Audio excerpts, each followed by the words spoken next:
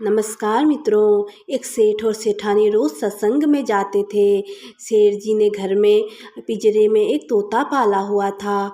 तोता एक दिन पूछता है कि सेठ जी, आप रोज कहाँ जाते हैं? सेठ जी बोले कि सत्संग में ज्ञान सुनने को जाता हूँ।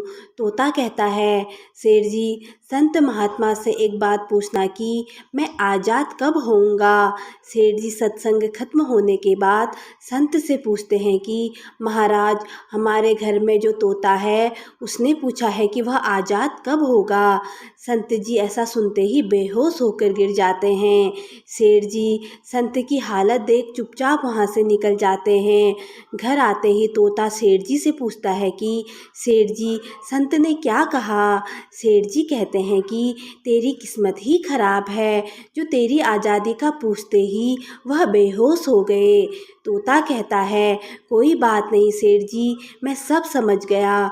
दूसरे दिन सेठ जी सत्संग में जाने लगते हैं।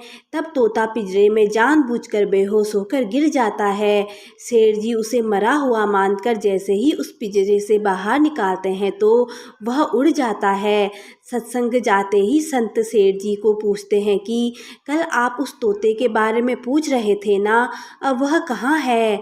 सेठ जी कहते हैं, हाँ महाराज, आज सुबह सुबह वह जानबूझकर बेहोश हो गया।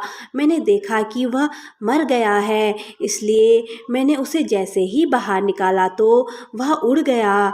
तब संत ने सेठ जी से कहा कि देखो, तुम इतने समय से सत्संग सुनकर भी आज तक सांसारिक मोह माया के पिंजरे में फंसे हुए हो, और उस तोते को देखो, बिना सत्संग में आए मेरा एक इशारा समझकर वह आज़ाद हो गया। इस कहानी का तात्पर्य यह है कि हम सत्संग में तो जाते हैं, ज्ञान की बातें करते या सुनते भी हैं, पर हमारा मन हमेशा सांसारिक बातों में ही उलझा रहता है। सत्संग में भी हम सिर्फ उन बातों को पसंद करते हैं जिसमें हमारा स्वार्थ सिद्ध होता है, जबकि सत्संग जाकर हमें सत्य को स्वीकार कर सभी बातों को महत्व देना चाहिए, और जिस असत्य, झूठ और अहंकार को हम धारण किए हुए हैं उसे साहस के साथ मन से उतार कर सत्य को स्वीकार करना चाहिए। हनुमान जी का मन और बुद्धि हर समय भगवान राम में ही रहती है, तभी वह हर काम तो करते हैं, लेकिन कहते हैं मैंने नहीं किया, यह तो मेरे प्रभु राम ने करवाया है, मैं तो उनका दास हूँ, सिर्फ आज्ञा का पालन करता हूँ। जय सिया राम।